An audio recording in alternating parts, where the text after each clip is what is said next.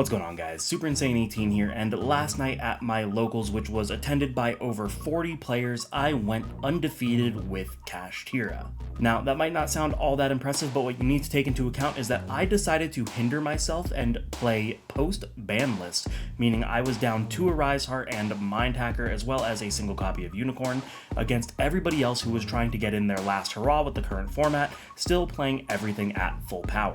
I think that goes to show that Kashtira is still the best deck of the upcoming format, so let's go ahead and show you guys the undefeated deck list. Before we get into it, I'm sure you noticed this beautiful playmat here that I am using instead of my traditional one. Typically I use my Super Insane mat because I like the zones for deck profiles, but I wanted to show you guys this awesome playmat from the channel sponsor Dueling Guard because I've been getting a lot of compliments about it at locals, so make sure you guys check them out. Link in the description down below. Use my code Insane18 for 5% off your entire order. Alright, so kicking things off with the monster lineup, it's going to look very, very standard. We are on 3 copies of Kashtira Fenrir. Yes, these are not my ulties, these are my Europrints because I just like the Europrint a little bit more if I'm being honest.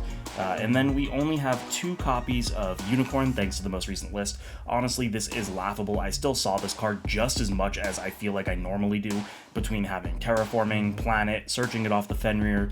Like, this hit was laughable at best. Still an incredibly strong consistency for this deck.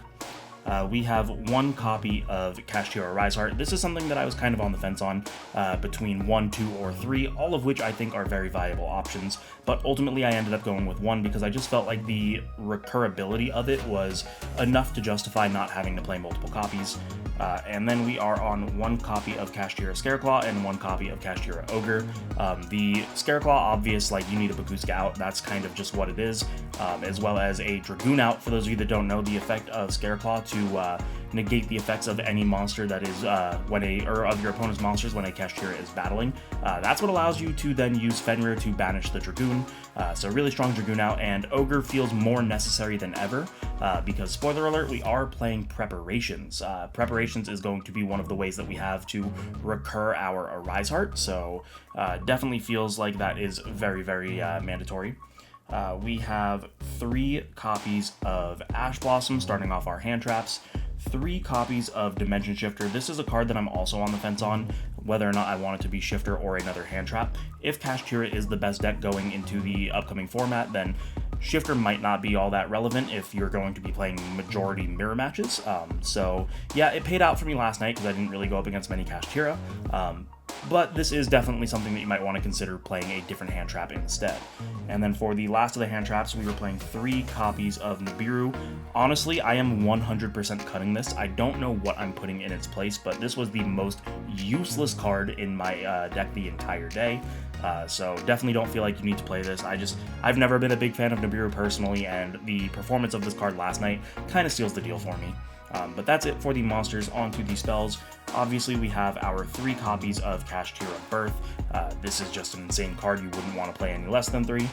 3 copies of Kashtira Theosis. This is a deck-specific E-Telly. As long as you have any name, you can use this to get into any other name, so just really, really good. 3 copies of our Pressured Planet, obviously, for the consistency. Yeah, you kind of lose to Droll off this card, but Droll is Droll. You can't really get around that as much. And then to pair with the Pressured Planet, obviously we have our 1 copy of Terraforming. Onto some other spells, we are on 1 copy of Triple Tactics Talent with 3 copies of Thrust. Now, if you saw any of the YCS Philly deck profiles, you'll see that majority of the Kashtiras were just playing 3 copies of Talent without the Thrust. I personally really like the Thrust because you can get into things other than just your Talent, especially going first. If you get hand trap going first, the chances are your opponent doesn't have a monster, meaning you're not going to be able to add a card. So you're going to have to set one, which means you can set something like your Infinite Impermanence, or if it's post-side deck, you can set something like your D-Barrier, which actually came up against Branded last night. So I think that Thrust is probably the way to go. We have 3 copies of Book of Moon. Going into this format, if it is going to be a lot of Kashtira, it's going to be a lot of Arise Heart Pass with the loss of Mind Hacker.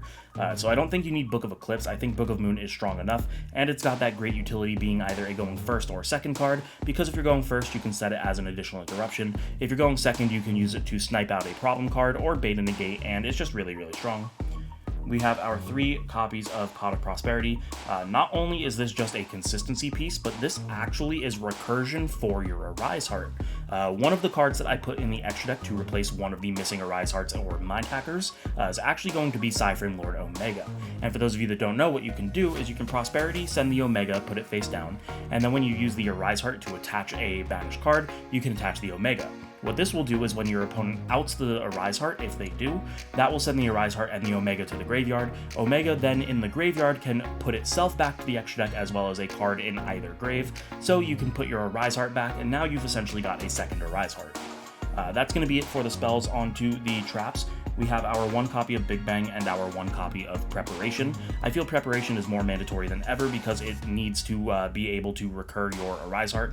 As long as you have ways to banish it, which you should have a decent enough number of ways to banish it. Typically what I did is I would banish it to summon out my Scarecrow, or Scareclaw, and then resummon it off of the Preparations, and it was just really strong. And then Big Bang is Big Bang, and finishing it up, we have 3 copies of Infinite Impermanence. This is a 41 card deck. I really wish that I could cut it down to 40, but I feel like everything in here is mandatory. Maybe when I drop the Nib in place of another hand trap, I'll only play 2. Maybe that's how I cut it down to 40. Not really sure. Let's show you guys the extra. Alright guys, so full transparency, I am not 100% sure if this is the optimal extra deck. I do have 5 cards in here that are entirely useless other than for Prosperity fodder, so maybe that's a little bit too high of a count. I'm still working on it, but it worked out really well for me last night.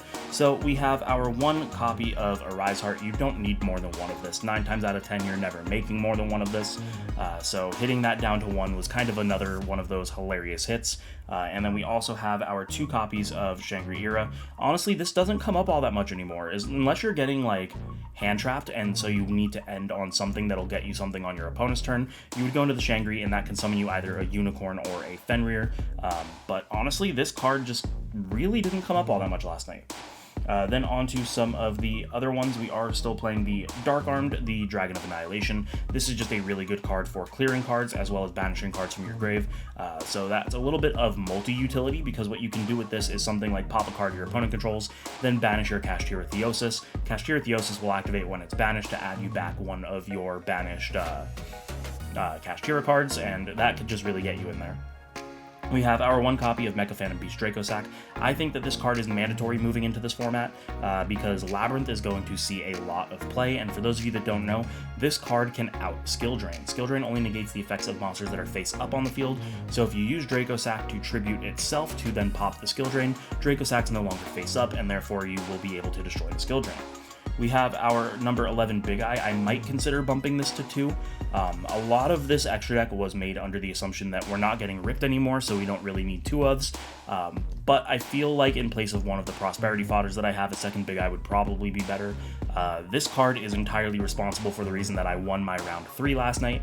I was against Live Twin Runic Sprite, and his end board ended up being the 2 Live Twins and then a Nightmare Griffin, so I was locked out of my effects other than linked, but fortunately for me, his Griffin was pointing to my extra monster zone.